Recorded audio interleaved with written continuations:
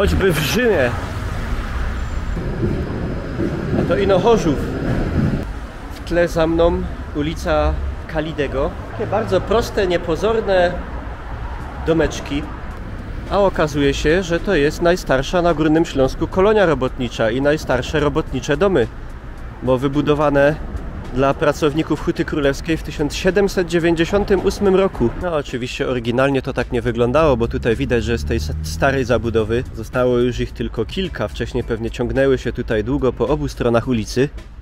Ale ulica nie bez przyczyny nazywa się Kalidego, bo w tym, jak już mówiłem, no niepozornym takim prostym robotniczym domu narodził się, moi drodzy, Theodor Erdmann Kalide, jeden z najznamienitszych górnośląskich rzeźbiarzy, którego dzieła możemy na całym Górnym Śląsku znaleźć właśnie tutaj, w tym miejscu. A ja idę się spotkać właśnie z Kamilem Nowakiem z kanału Widzę to tak, z którym to już miałem okazję między innymi pozwiedzać Muzeum Hutnictwa, które na marginesie jest, o dokładnie tam, i który to jako rodowity chorzowianin porobi mi dzisiaj za przewodnika, który pokaże mi dzisiaj jakieś ciekawostki. Chorzów ciekawy, mniej oczywisty. Mam nadzieję, nie dostaniemy przy tym wklupane. Jak mnie będą pytać, za kim ida, to godą, że nie ida, bo mnie bolą nogi. O! No i dobrze w tym momencie w Chorzowie mieć jakiegoś przewodnika, żeby przypadkiem nie wlecieć do jakiegoś wykopa, bo jak widzicie, nie tylko Bytom, Zabrze, Ruda, inne miasta ościenne, ale tu w Chorzowie trwają wielkie inwestycje. No to już podobno zostałem zapowiedziany, także zacznijmy od tego, gdzie jesteśmy. Jesteśmy na flocie, jesteśmy na, ktoś powie, na Katowiska, jesteśmy w Królewskiej Hucie, jesteśmy na terenie kościoła i cmentarza Elżbiety i wszystko to będzie prawda, bo tutaj na skrzyżowaniu Katowickiej i 3 maja w Chorzowie właśnie się znajdujemy i tak zaproponowałem, powiedziałem, Niklaus, wpadnij, to zaczniemy od cmentarza, tak bardzo żywo, nie? No ale to jest taki cmentarz wyjątkowy, bo on jest miastotwórczy, o ile w ogóle cmentarz może być twórczy jakby. Nie będę tam się rozwodził, jak to porównywać, ale jakby tu leżą ci, którzy kiedyś coś naprawdę bardzo wiele znaczyli dla tego miasta, dla Królewskiej Huty, czyli mistrzowie hutniczy, sztygarzy, oczywiście tam chyba z pierwszej Rady Miejskiej, nie wiem czy nie burmistrz, czy jakiś Królewskiej Huty, to byśmy musieli sobie odświeżyć jeszcze wszystko, ale naprawdę dużo jest tu tych, dzięki którym Królewska Huta jest taka, jaka jest. Kawałeczek dalej mamy tutaj hutę właśnie, tu są ojcowie też tej huty poniekąd, no ci właśnie mistrzowie pieców i tak dalej, no a po drugiej stronie mamy kolonię, czy osiedle, czy też osadę Kalidego. No i kościół już w takim jest gorszym stanie. On nie jest tak używany przez ewangelików chorzowskich. Znaczy jest używany, ale jakby główną świątynią chorzowskich ewangelików jest kościół Marcina Lutra, tam w centrum Chorzowa. Może go sobie też zobaczymy.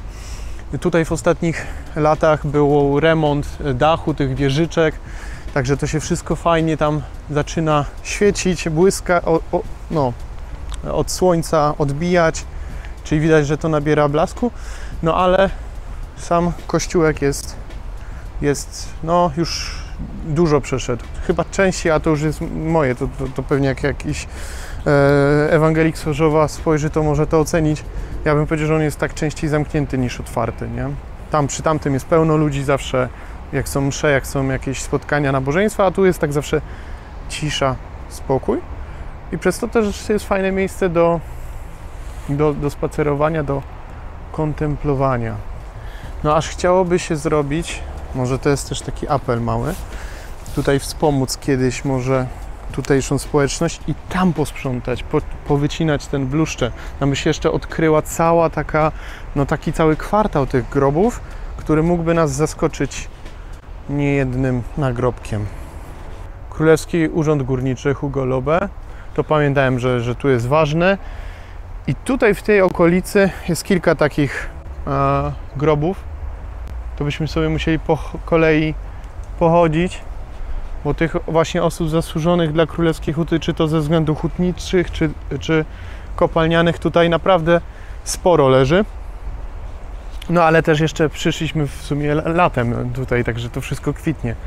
Fajnie jest się tutaj przejść jesienią, jak już te liście opadną to troszeczkę się robi tutaj taki przestrzał i można więcej na pewno zwiedzić. No ale każdy zakątek tutaj tego coś kryje, a fajne jest właśnie to też, że on jest taki, wszędzie jest ten bluszcz, znaczy ten bluszcz jest niefajnie, bo wiele zasłania, ale robi taką tajemnicę tutaj.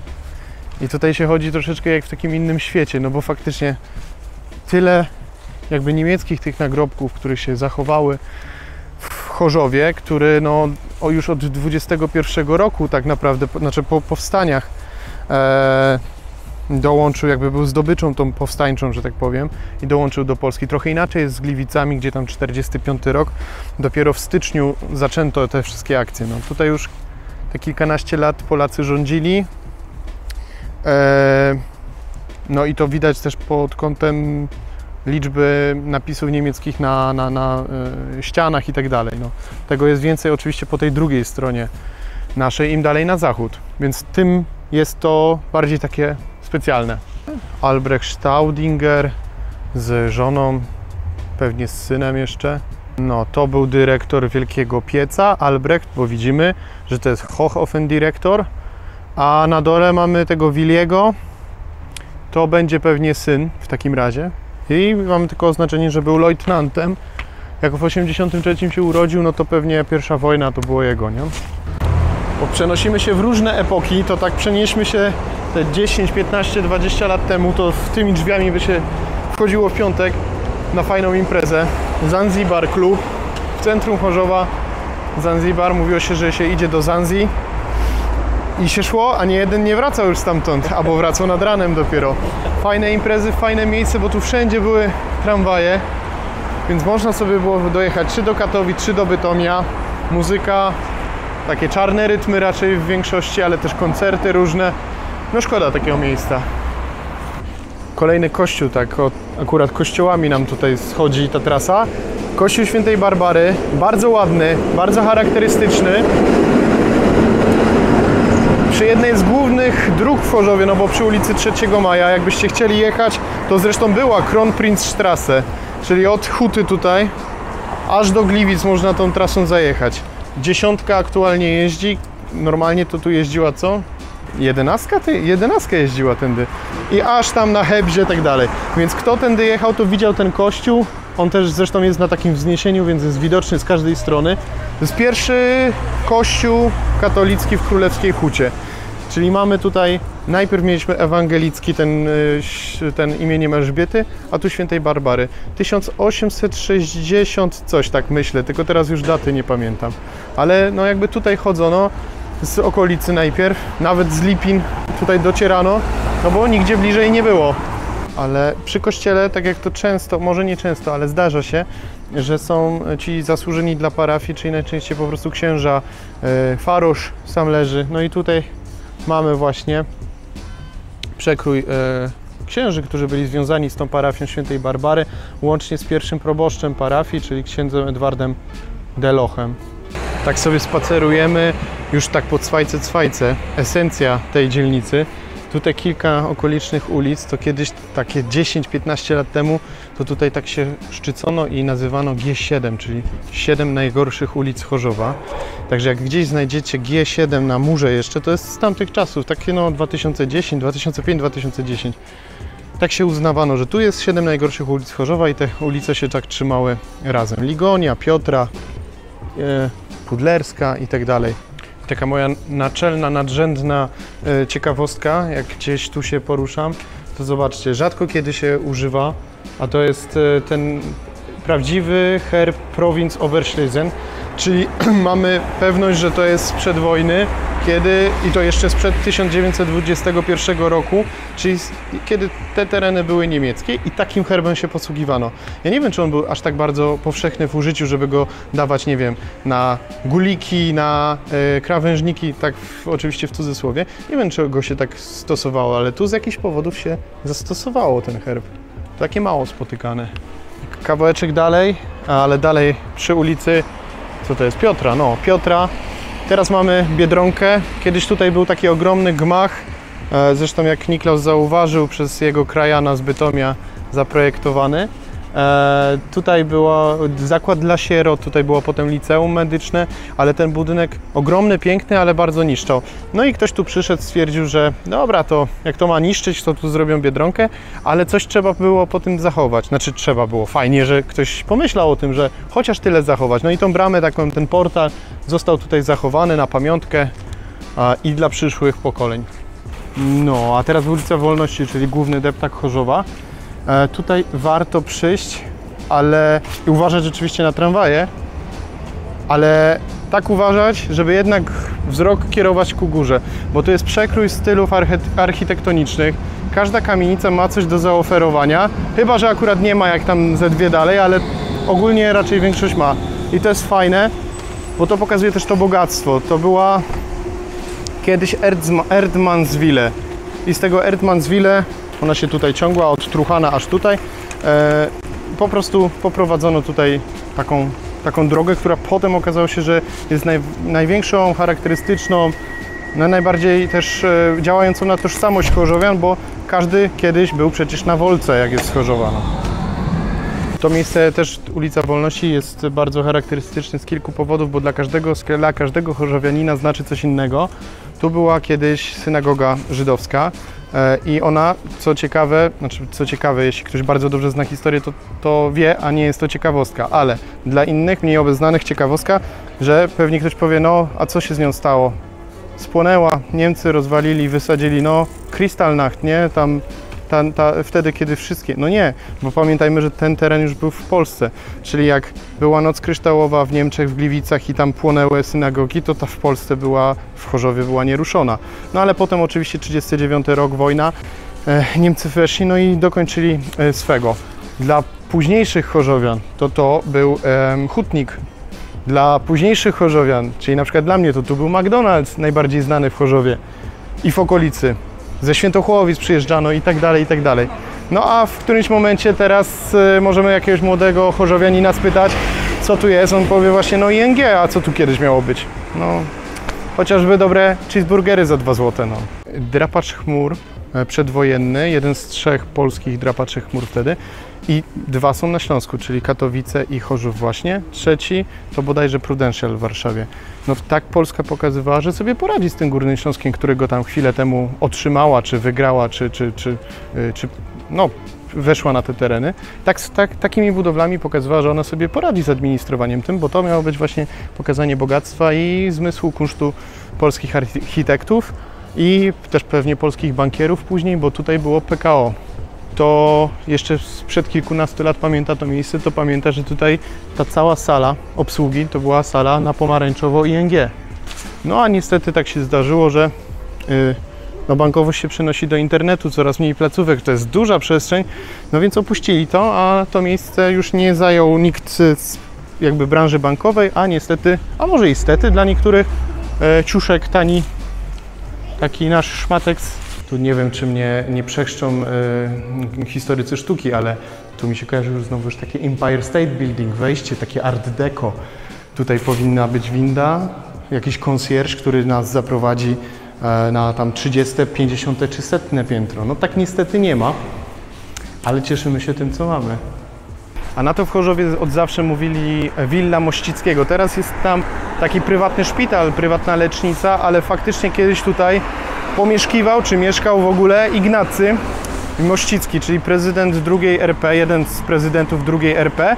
On był związany z Chorzowem, bo wcześniej, zanim został prezydentem, niektórzy mówią malowanym, że tyle znaczy co Ignacy, a Ignacy, no właśnie tyle znaczy, ale on był dyrektorem zakładów azotowych, które są w Chorzowie. I tu znowu jest ciekawostka, jak ja byłem mały, to się mówiło idziesz do Azot i Nazot. Ja myślałem, że tak się mówi na całym świecie, że jest powszechnie używany skrót. Wystarczy, że ktoś nie jest z Chorzowa i mówi, no dobra, ale to gdzie? Aha, czyli to nic nie znaczy tak naprawdę. Do Azot i Nazot jest tu tylko w Chorzowie. No. I tak łączymy Azoty Mościckiego z takimi śmiesznymi powiedzonkami z dzieciństwa. Ta piękna wieżyczka, ten budynek to oczywiście restauracja pod dzwonem. Renomowana, świetna restauracja przez lata. Zresztą tak się przyjęło, że jak ktoś tu idzie, no gdzie jesteś? Jestem pod dzwonem. Tak się to już utarło. No niestety aktualnie już tutaj restauracji nie ma. liczymy na to, że jeszcze kiedyś tutaj powstanie i będzie nawiązywała do tych fajnych tradycji, bo naprawdę tutaj były bale karnawałowe, tutaj były dla dzieci też jakieś kinderbale, no i po prostu restauracja z jedzonkiem. A jeśli ktoś chciałby poczuć ten klimat tego wielkiego miasta, jakim była Królewska Huta na przełomie wieków XIX i XX, no to musiałby przyjść tutaj, czyli rejon ulicy Sobieskiego i Powstańców. Tu każda kamienica coś mówi. Tu by się chciało w garniturze, a może nawet i we fraku chodzić po kolei, bo tu naprawdę są piękne wykończenia, piękne zdobienia. Jest też drugi kościół ewangelicki, który jest do tej pory używany i tutaj są msze, tutaj ewangelicy chorzowska społeczność ewangelików się spotyka. A z takich fajnych ciekawostek jeszcze tutaj jak spojrzymy, to zaczyna nam się ujawniać napis po niemiecku. To jest reklama w tym, że tak powiem, miejscu, gdzie mogłoby być równie dobrze okno. Tam jest reklama zakładu Samarzewskiego. Nie przypomnę sobie, co Samarzewski robił, ale widzimy, że jest Samarzewski, Eingang, czyli wejście, in die Ecke, ersten Etage, links. Dobrze mówię? Links chyba. Tak jest. Czyli na pierwszym piętrze w rogu po lewej. Ktoś powie właśnie, że przy kościele też czerwona cegła, tak samo zachowana, utrzymana, pewnie parafia, pewnie fara. No to nie jest fara, to jest przedszkole aktualnie. Wydaje mi się, że faktycznie coś to miało wcześniej wspólnego z parafią ewangelicką, ale no od kiedy pamiętam, to tu jest przedszkole, natomiast jest jeszcze wyżej taka jedna willa, która na pocztówkach jest podpisana z włoska praktycznie i to była tam właśnie willa należąca też do tej społeczności ewangelickiej. Słuchajcie, a teraz Wam powiem, jak tu powinno wyglądać, bo moglibyśmy się przenieść myślami do Włoch tak naprawdę. Taki malutki ryneczek, dookoła piękne kamienice, ciekawy kościół, taki nie nasz śląski, zupełnie inny styl. Tak tutaj troszeczkę utniemy z tej powierzchni, tak żeby było tutaj więcej miejsca, przesuwamy ulicę tutaj, robimy dłuższe chodniki, ogródki, co okienko to knajpka, no i co? Tak to można świat doganiać, nie? Park w Chorzowie, no to każdy myśli Park Śląski oczywiście, czyli dawne WPKiW, ale tutaj tak w śródmiejsko mamy Park Róż. No i ktoś może powiedzieć, że tam pod Klimzowcem takie dwa piękne stawy, faktycznie jest bardzo ładnie. No i tak, ale ktoś powie, a co tutaj jest? No, tu się już zaczyna Park Róż, jakby nie było. I tak się mówi, że tu się zaczyna i on się aż tam ciągnie. Ale ktoś powie, to nieprawda. No to się spytamy, a czemu nie?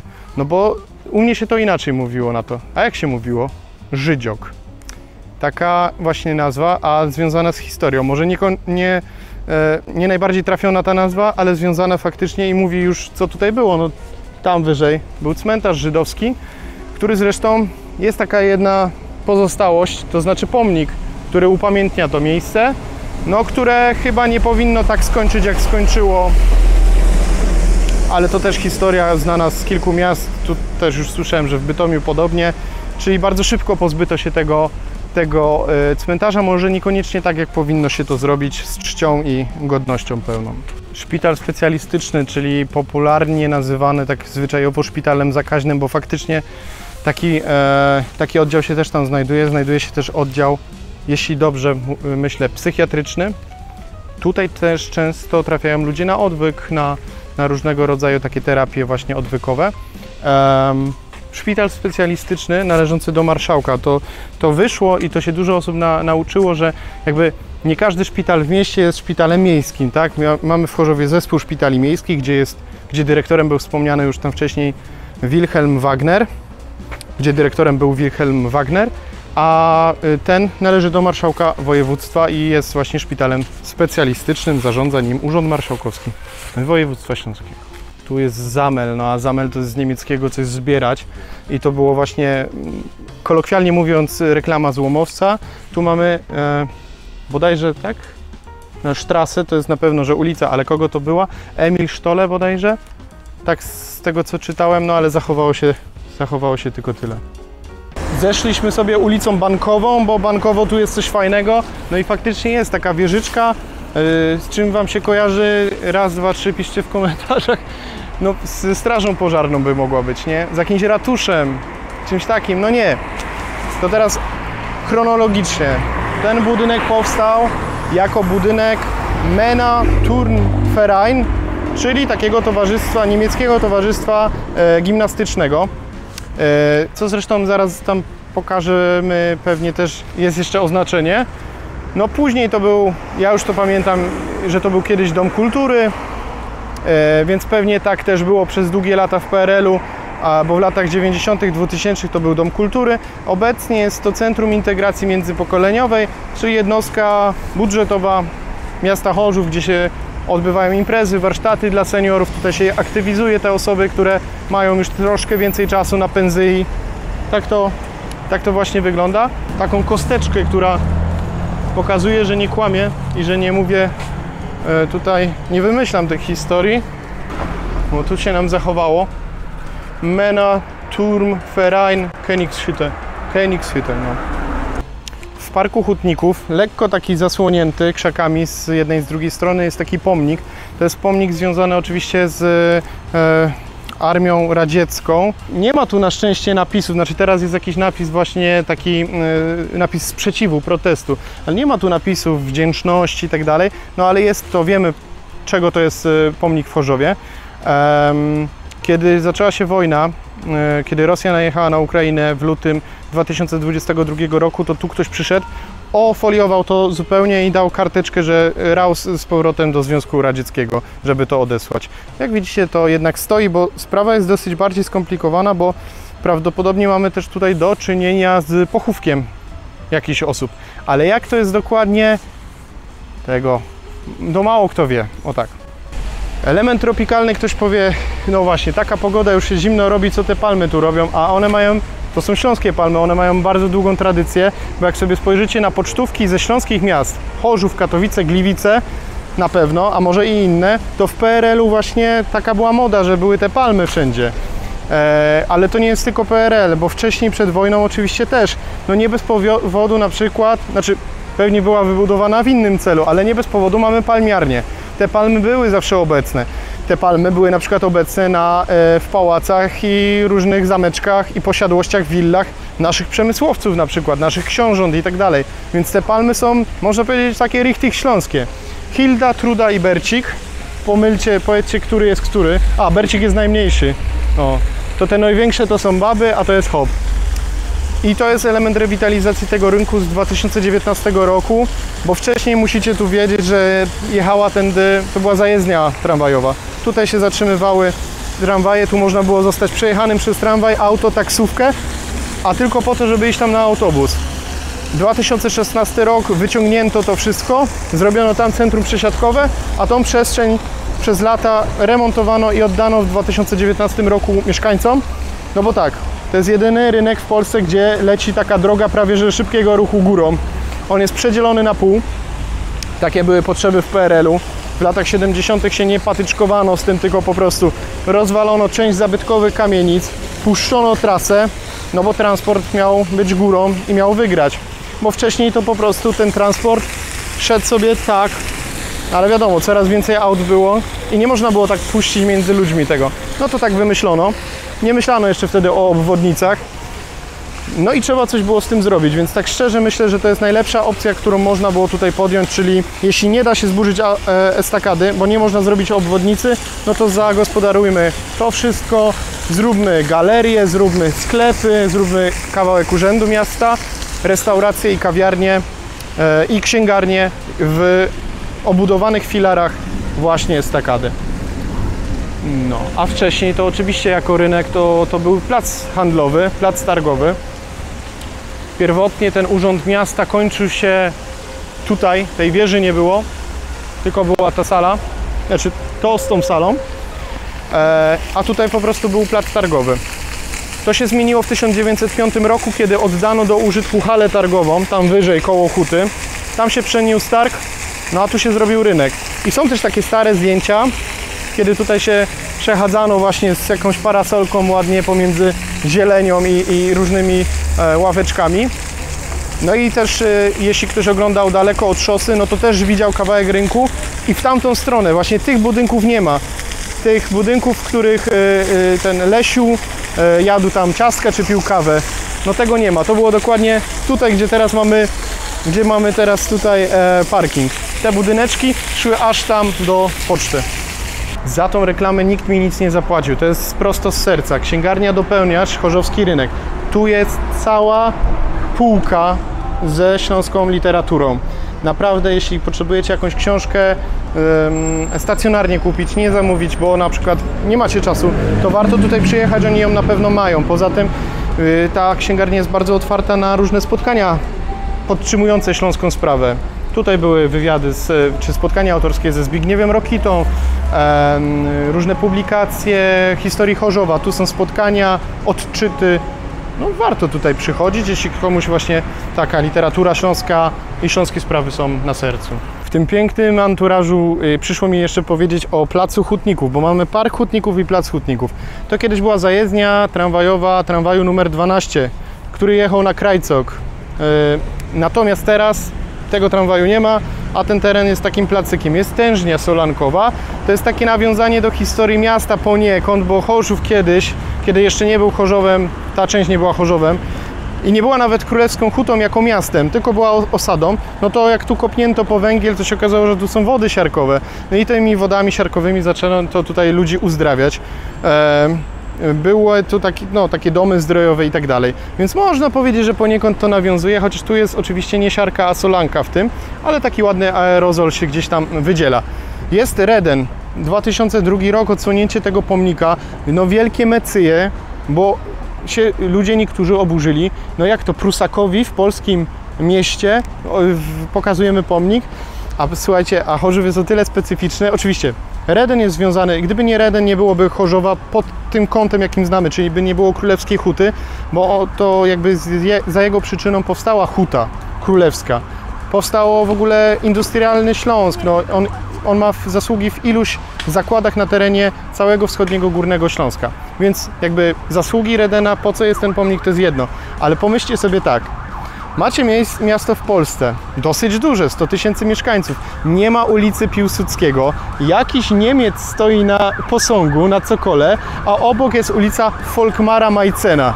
No to tutaj jakby takie narodowo-polskie uczucia, ja rozumiem, że mogą czuć się lekko zawiedzione, ale tu nie ma żadnego, nie wiem, że tak powiem, sprzeniewierzenia się polskiej sprawie, to nie na tym rzecz polega, tylko on był zasłużony akurat dla tego miasta i Folkmar Majcen jako szef Urzędu Górniczego też był zasłużony dla tego terenu i tak to powinno wyglądać, bo nie wiem jak uzasadnić, że w Chorzowie II jest pomnik Mickiewicza, ale wiem jak uzasadnić, że tutaj jest Reden i takich bohaterów lokalnych Wam więcej życzę.